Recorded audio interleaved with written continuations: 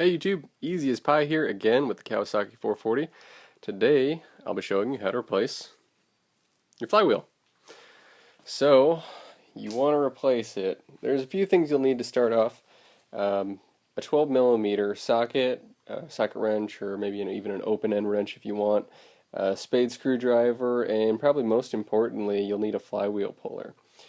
So to get started, go ahead and just take your gas tank out. This isn't, necessarily an absolute must, I don't think. Maybe, not sure. But we're going to take it out. It's going to give you a whole lot more space to get in here, to get your flywheel cover off, to get your flywheel puller in there, and get everything out, because it'll probably take a bit of wrenching. So start just like in the gas tank removal video. It's going to be the exact same thing. So disconnect your hoses here. Grab your spade screwdriver and loosen this up, and then go ahead and grab your straps and push down in the back, and these two straps will come off. Now I'm going to set the camera down so I can actually get at this stuff. Alrighty, so the gas tank is out, so now I'll grab my 12 millimeter socket, put it on here, and I'll start yanking these combination of bolts and nuts here. So they go all the way around. It looks like there are 1, 2, 3, 4, 5 of them total. So I will pull those, and once I have that, this flywheel cover will come off. Now, a couple of quick notes here. The two nuts go on the top side. The two bolts come out, or the two longer bolts come out of these two, and the two shorter bolts come out of the very bottom here. Just in case you didn't make a note of that when you're checking these out, that is how those go together. Something else that may seem pretty obvious after I take this apart, there is a little lid here that looks like an oil fill lid.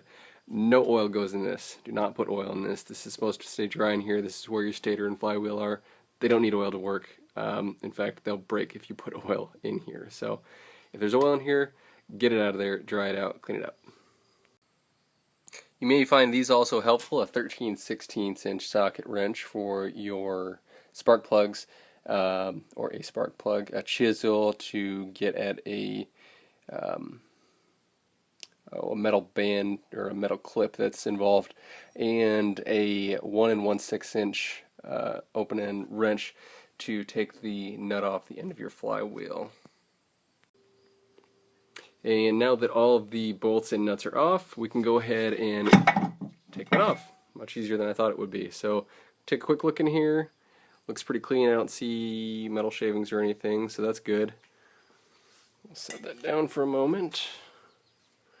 Overall, this flywheel actually looks near brand new.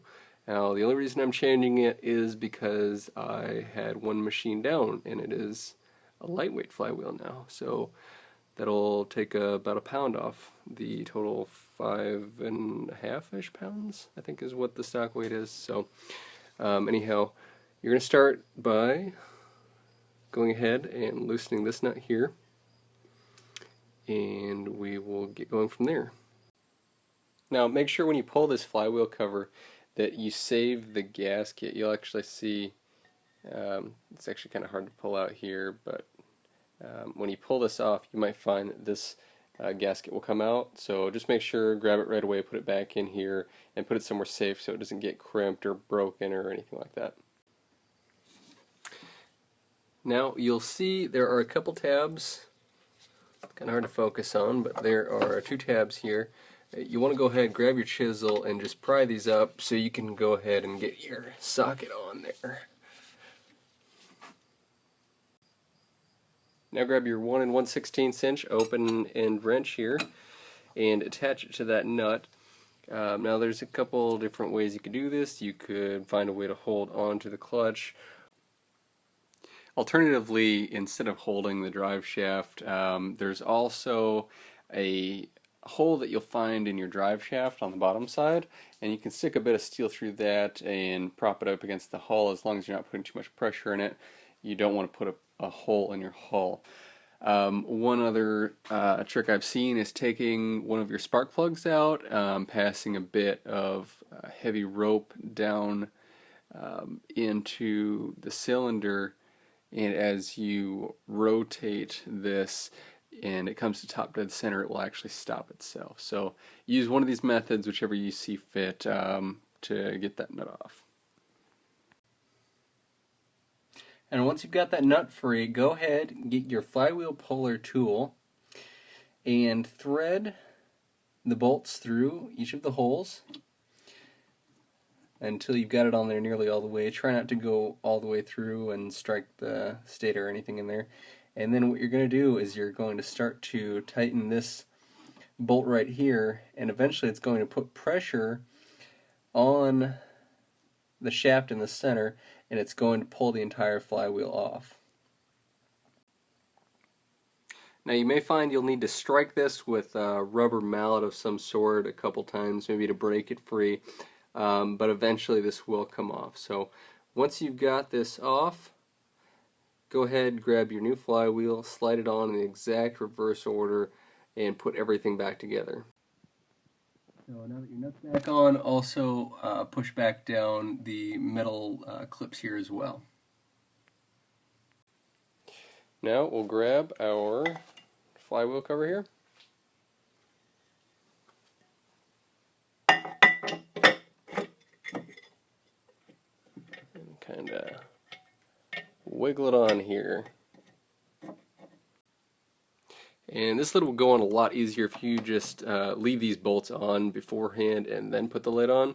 Go ahead, grab your two longer bolts and get those started. And then your two shorter bolts go on the bottom.